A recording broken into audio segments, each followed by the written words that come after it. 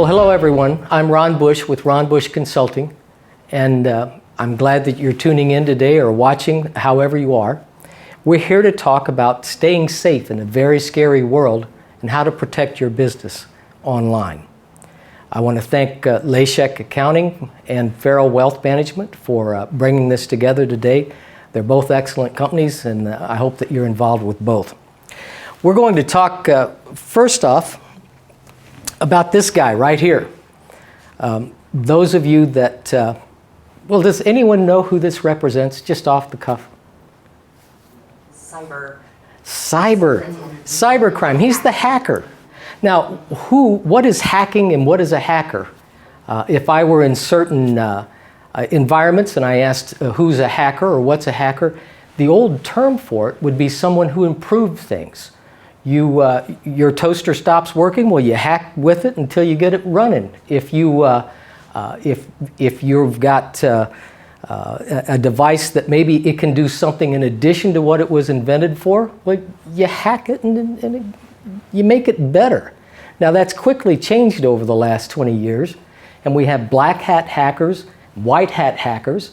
If you are as old as I am, you used to watch cowboy movies, you know what the white hat indicated. It was the hero. It was the good guy. The black hat indicated the villain. We also have gray hat hackers, and they straddle the fence. They will do things good. If they can find a bug in Microsoft Windows and get $500 for turning it in, they do that. But if they need an extra $500 and they need to take something out of your account to make that happen, they can do that. So those are the three types of hackers, and we have conferences around the globe. DEF CON is one, Black Hat Conference is another. They happen all over the world on an annual basis where hackers come together, the government's there, and everybody gets together and shares ideas. But there's more than just that. You've got nation states, you've got China, Russia always come to mind, North Korea. But all nations have a presence on the web, and we'll talk about the dark web a little later, but all nations do. But it isn't just nation states, it's terrorist organizations. ISIL has gone to great lengths to hire and bring in cybersecurity experts with the purpose of hacking into American businesses and government. You also have, along with that, lone wolves. You also have people who are in it for the money, your typical criminal. Now that can be an individual, that can be an organization, it can be a family. They just come in all shapes and sizes. You can have an anarchist, they hate everybody. They don't want anybody to succeed. You can have hacktivists. Instead of an activist, this is a person, and the best known probably is the group Anonymous. They hack people that they think are ideologically 180 degrees from them. You have individuals, you have an apprenticeship program in some of the crime organizations, you have normally called noobs or script kiddies that go out on the web and find ideas and copy things, which, speaking about the web, we're all familiar with the World Wide Web, and that's where a lot of information can be found. It's a dangerous place. You can download software like probably the best known password cracker and hacker software is Cain and Abel, named after those two guys in the Bible. It's free. You can get all kinds of YouTube videos that explain how to use it because it's a really complicated program. You can find all kinds of neat stuff to take a look at. There's another type of web that most people are not familiar with. It's called the deep web. Now the deep web is, if you're a researcher, you're going to go to the deep web. K1 reports, university papers, pharmaceutical companies, all research type documents can be found on the deep web. And there's a certain way, you can still use Google to get around, but there's a certain way to search. And best source for that's probably a book like Google Hacks, or there's actually an excellent electronic book called exploring the deep web. But the other part, the third part of the web, is known as the dark web. And the dark web is one of those areas, it almost sounds like Star Wars. Oh, Luke, come to the dark web. Luke got Scottish there. I don't know what happened to that. But, so there's the dark web. Now, the entrance to that is through the Tor browser. Just like everything else on the web, you've got to use a browser to get there. Tor stands for the onion router, and it was actually developed by the US Navy, who decided we probably shouldn't be in this area.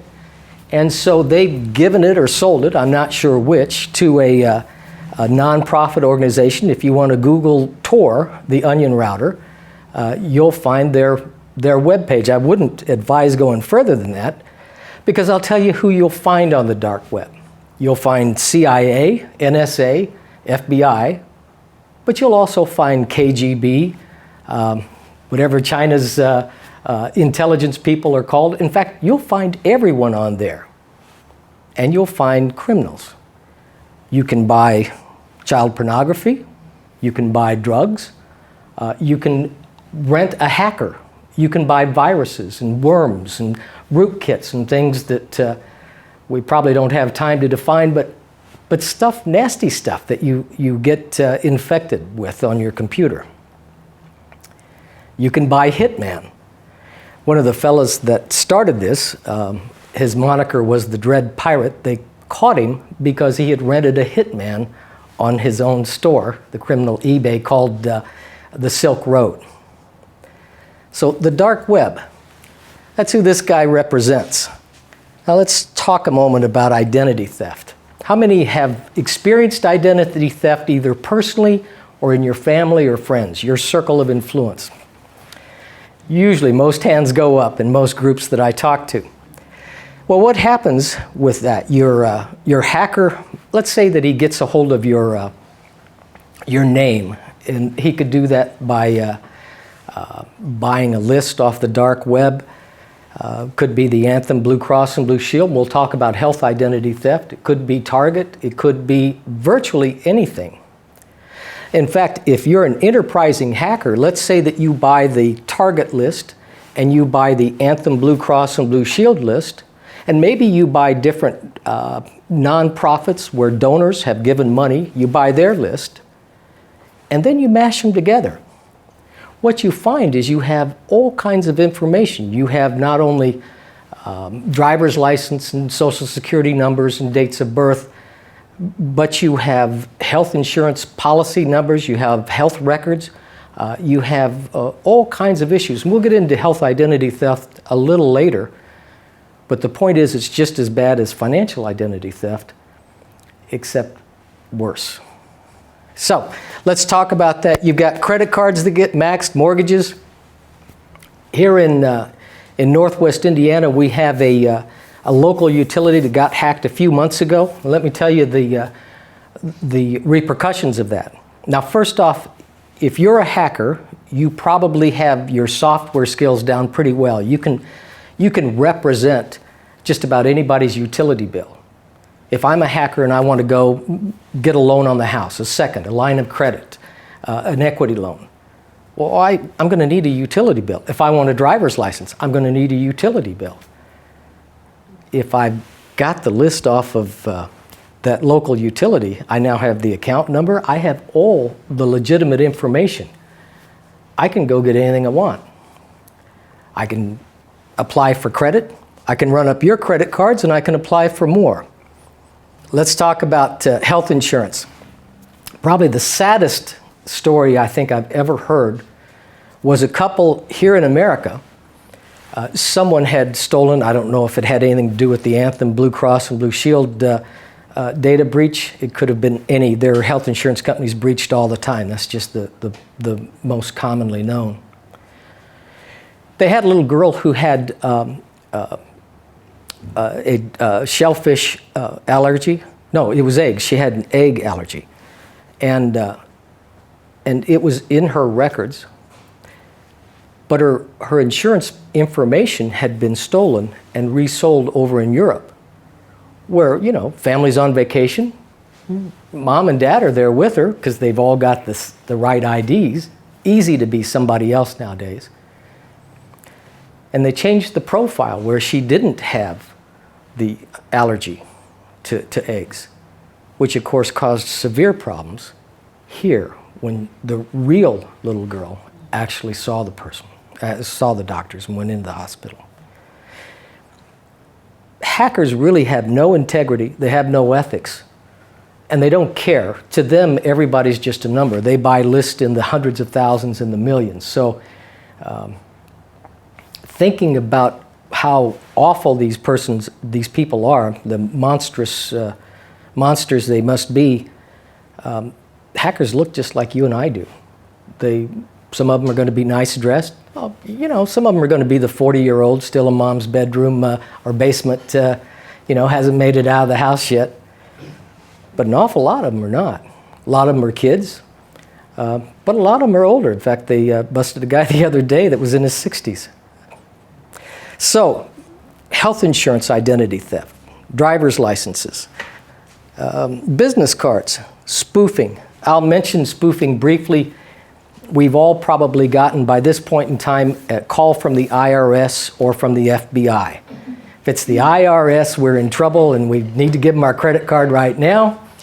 And if it's the FBI, we're either going to help them bust people across the street, or we're in trouble and we need to come down to their office, or whatever the story might be. This gets into social engineering, and we'll talk about that quickly a little later. But spoofing is when you use another phone number. So I had one call me the other day that actually used the IRS office out of North Dakota to call me. I looked up the phone number and it was theirs. Keep in mind that it doesn't have to be theirs. It can be your phone number. It can be your friend's phone number, your mother's phone number. It can be anybody's phone number. And the same is true with email. You can pretend to be anyone. I use Outlook. So what I can do is go out to the web. I can buy, they're called guerrilla emails. They're good for 15 minutes or 30 minutes, whatever. I don't even have to, some places I can get them cheap. I can get them free. So I get this email. It's hacker@123.com. It's good for 15 minutes. I've got an email account set to go up with your name in the from part. And so now when you get that email, you just look at it, it's from her. Must be good. Click on it and see what it is. In workshops that I do, we talk about how to spot bogus emails, what to look for, how to stay safe on the web. And that's one of the things you need to do. You need to think before you click. I've got up here social engineering, and I've got how they do it. Extremely easy to prey on people who are unsuspecting. And some of these folks, they really could get Academy Awards if they'd gone into the entertainment business. They think, they practice. Probably the best source I know of on this is Christopher Hadnagy, his book on social engineering. What you find is that they prey on fear, they prey on compassion, they prey on curiosity. So let's say you're a business owner. I walk into your office, and I've got a little flash drive, and I'm dressed like I'm dressed. I look like I'm a business person, and I come in and I've got a manila folder, and I've got sheets of paper in it, and they're dripping with coffee. And I say, "Can you please help me? I've got a job interview 10 minutes down, next door over, next office over, next building over, doesn't matter. I've got a job interview, and I really need this job. And I had a little girl run out in front of me on my way over here, and I missed her. She's okay, but I ruined all my resumes. Would you mind just printing one off?"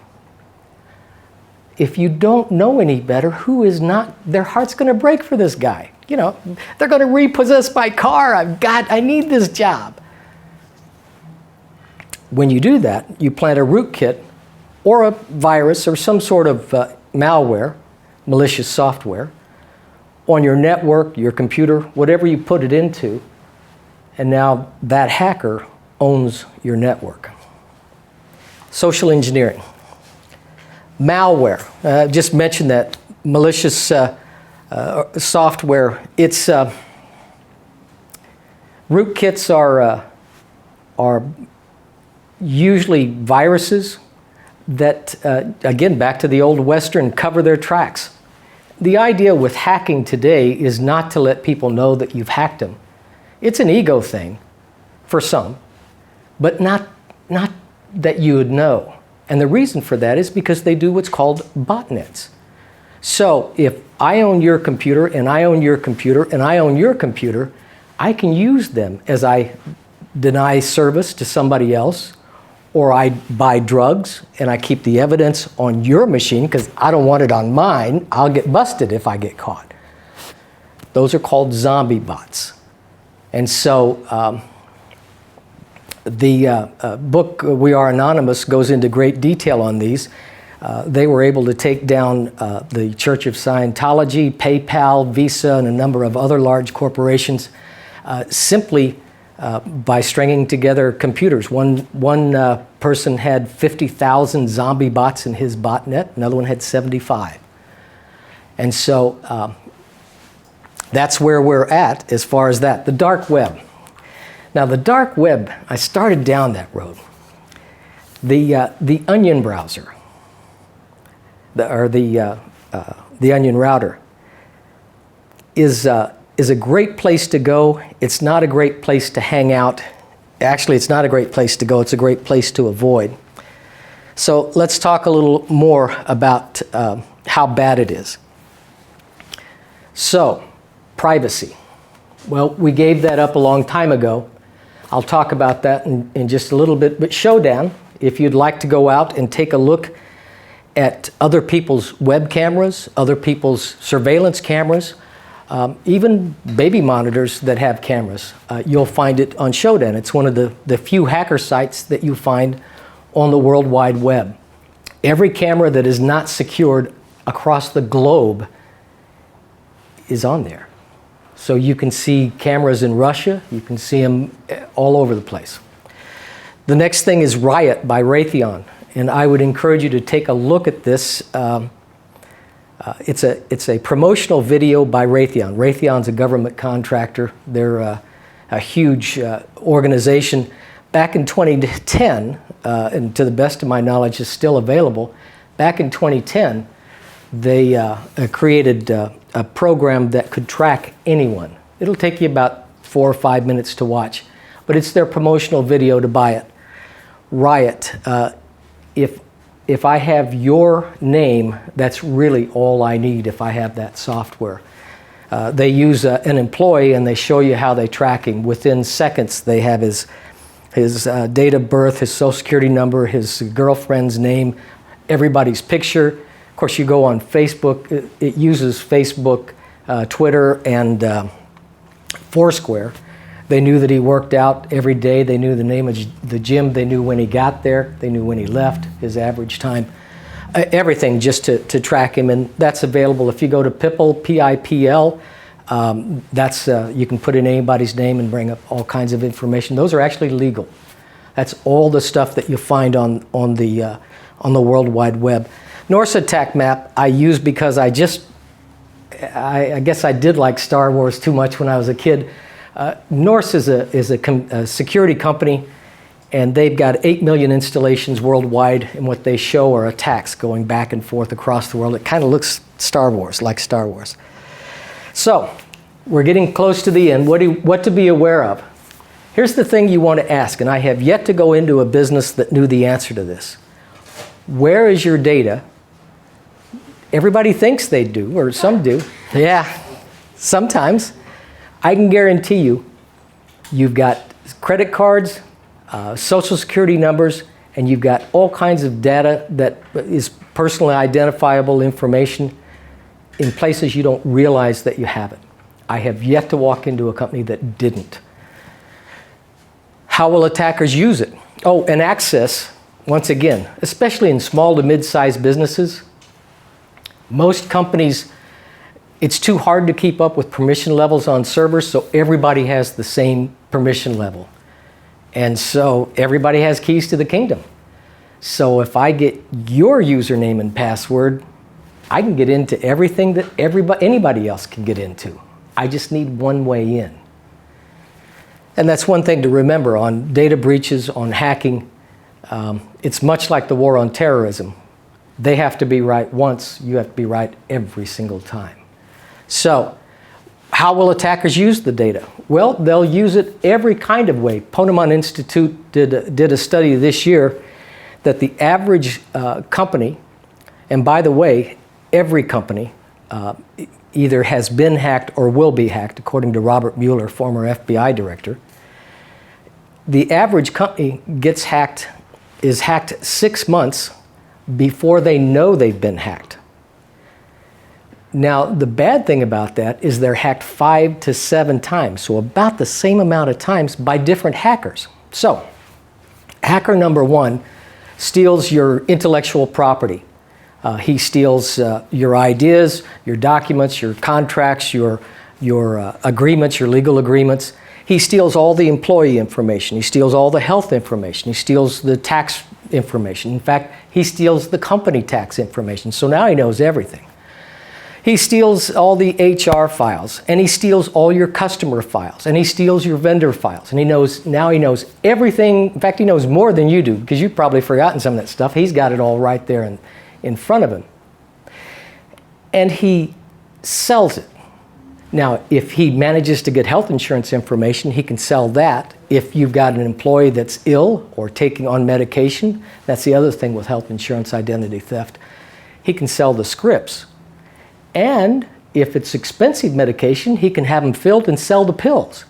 Eventually, the insurance company stops covering you, and so now if you really need that stuff, you've got a problem.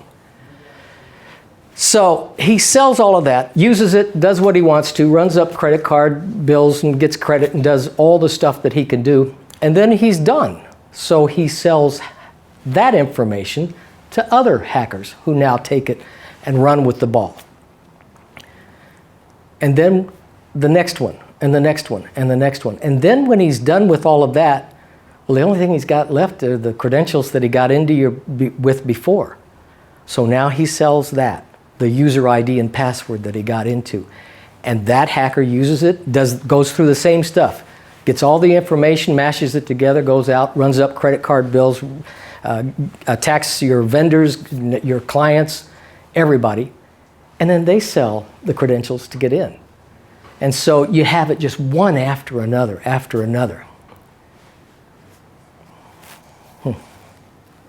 Anybody scared yet? I am.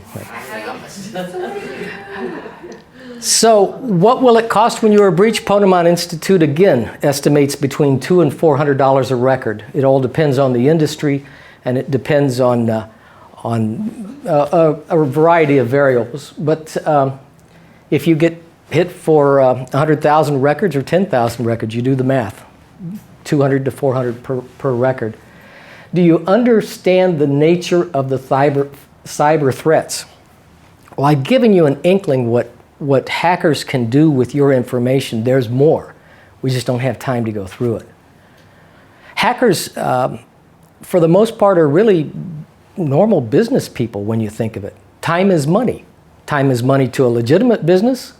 Time is money to a hacker, too. So there's certain ways you can use that to help you. What are you doing to stay current as the cyber threat landscape continues to evolve? And that's one thing that is true of all of life, transition. Everything is always changing. And this is always changing. So I'll go through this quickly. Terms of service. Who's read the Facebook Terms of Service? All 95 pages. Well, I did because I wanted to be able to say I could. But nobody reads that stuff. So what happens in here, whether it's Microsoft or it's Google or it's Facebook or it's Foursquare or it's LinkedIn, doesn't matter, they own it. Whatever you put there, they own. You got Google Docs, they own that. They own that information. Use Gmail, they own that. That's their email. You may think it's yours, may have your name on it, but they own that. And so what they do is they parse it. Same thing when you use Google as a search engine to search for information. They own that information. Everything is owned by them. That's why the account's free, because they sell you. They sell everything they know about you, and it's a lot. Acxiom is the largest marketing company on the face of the planet. Their servers are in the petabytes. Nobody knows for sure how much they have.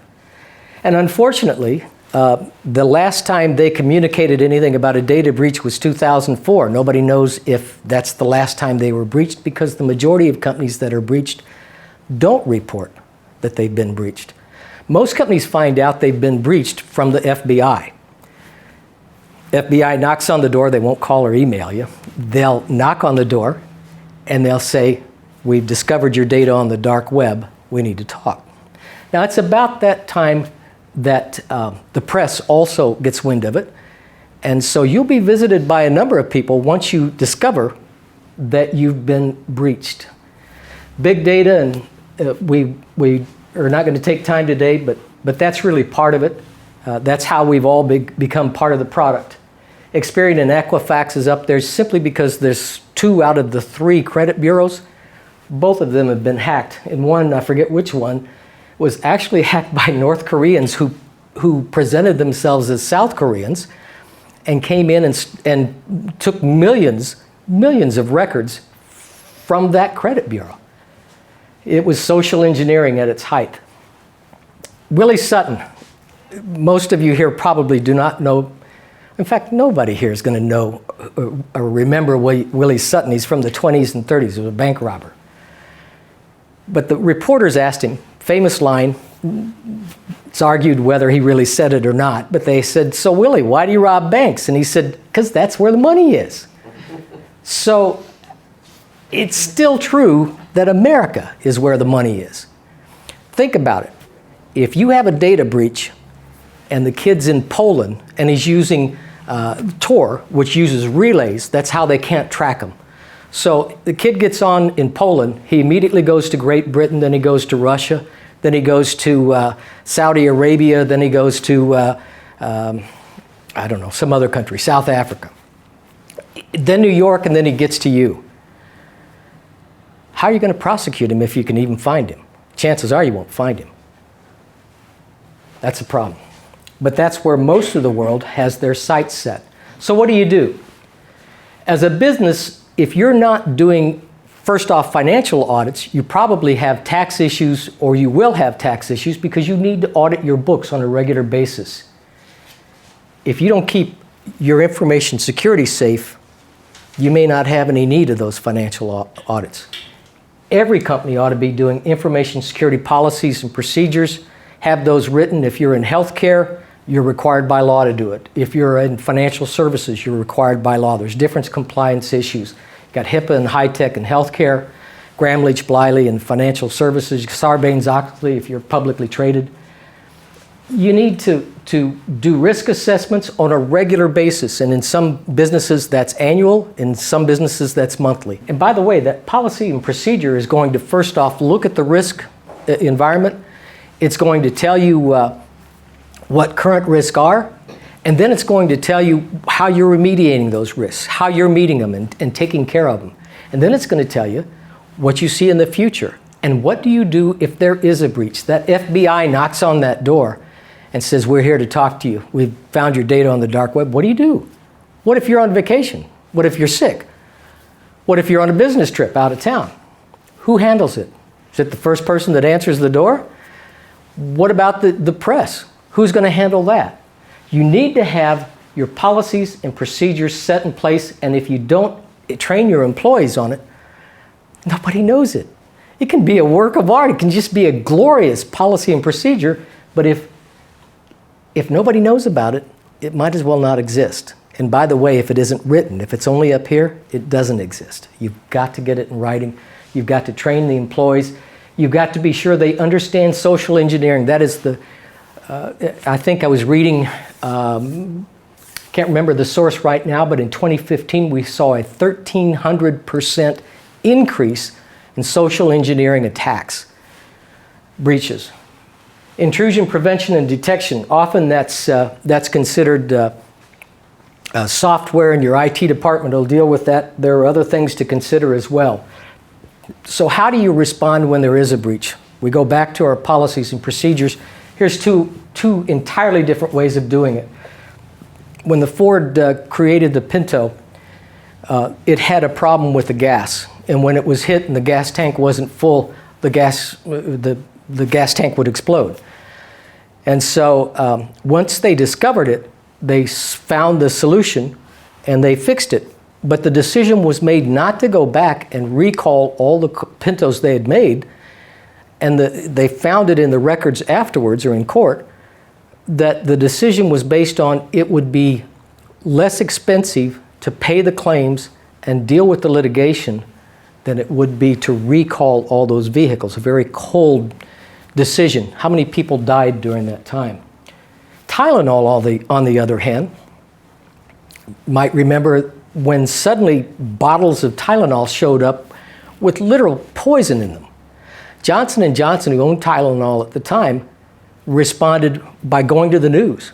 And they said, we have discovered a problem. We're recalling all of the Tylenol off the shelves.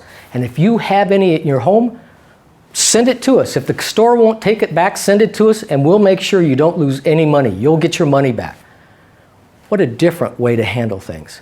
As a business owner, which one do you want to be identified with?